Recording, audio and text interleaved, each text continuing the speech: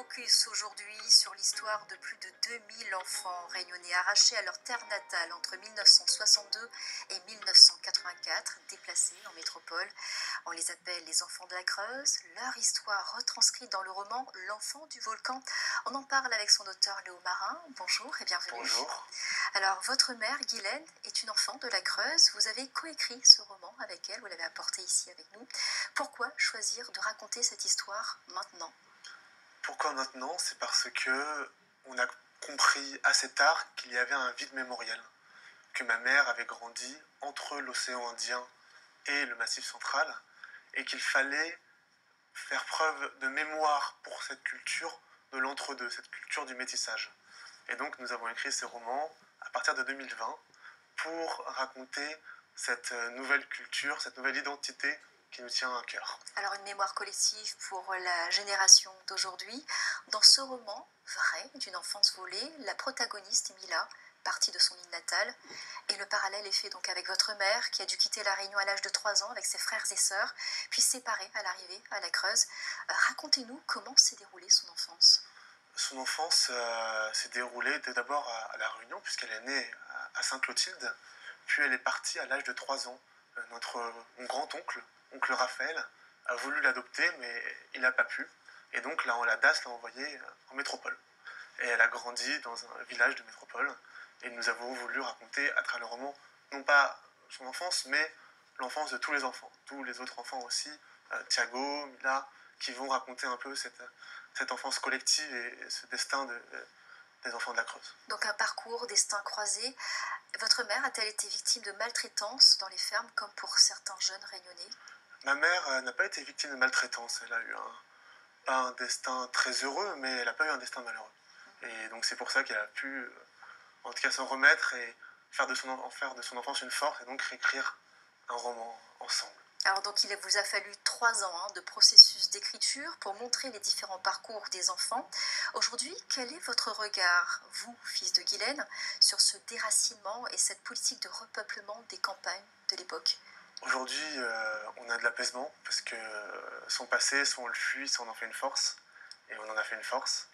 Mais évidemment, aussi de la tristesse et de l'inquiétude pour les enfants de la Creuse qui reviennent aujourd'hui à La Réunion.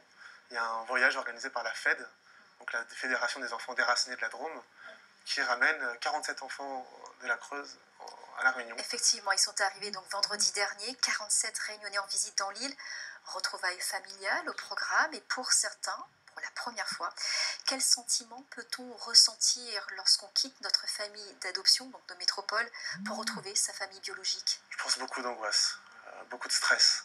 C'est pas facile de traverser plusieurs océans, un continent pour arriver ici et pour faire face à un passé qui a été souvent traumatique. Mais après ce stress, il y a l'apaisement, il y a le fait de retrouver une île incroyable, magnifique, et de retrouver une famille biologique que l'on pensait perdue.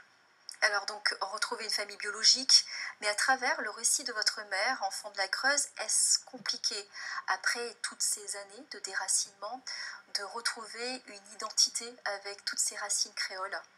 C'est la culture qui permet de retrouver une identité. Et donc ce sont des romans, ce sont des pièces de théâtre comme Tous nos ciels. Et la culture permet d'évoluer, permet de grandir. Et aussi l'expérience d'arriver à La Réunion, de faire des randonnées, de retrouver des membres, de faire la fête ensemble. Et ainsi on peut grandir, on peut évoluer. C'est votre cas pour vous aujourd'hui, puisque oui. Vous étiez déjà venu à La Réunion en 2018, si je me trompe. Et là, c'est votre 2e fois à La Réunion. Quel lien vous retissez, vous renouez avec votre famille, la famille de votre mère ? En 2018, j'ai voulu questionner le passé de ma famille à La Réunion. Et donc, c'était la jeunesse du roman. Ce sont ces questions que j'ai posées à Guylaine et qui ont été le socle de ce roman. Et aujourd'hui, c'est les retrouvailles. Et en effet, tous mes cousins germains, issus de Germain, ma tante qui est revenue ici, ce sont des moments de grande joie. Des moments de partage, j'imagine, au moment du week-end de Pâques. Et ces derniers jours, vous êtes reparti à la découverte de La Réunion. Quel est votre programme ? Oui, hier et avant-hier, j'étais à Mafat.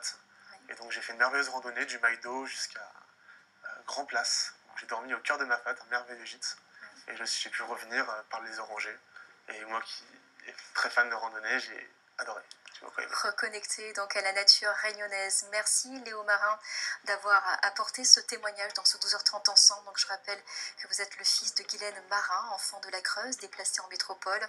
Et puis cette histoire retranscrite dans le roman L'enfant du volcan paru aux éditions Albin Michel. Merci à vous. Merci beaucoup. Tout de suite,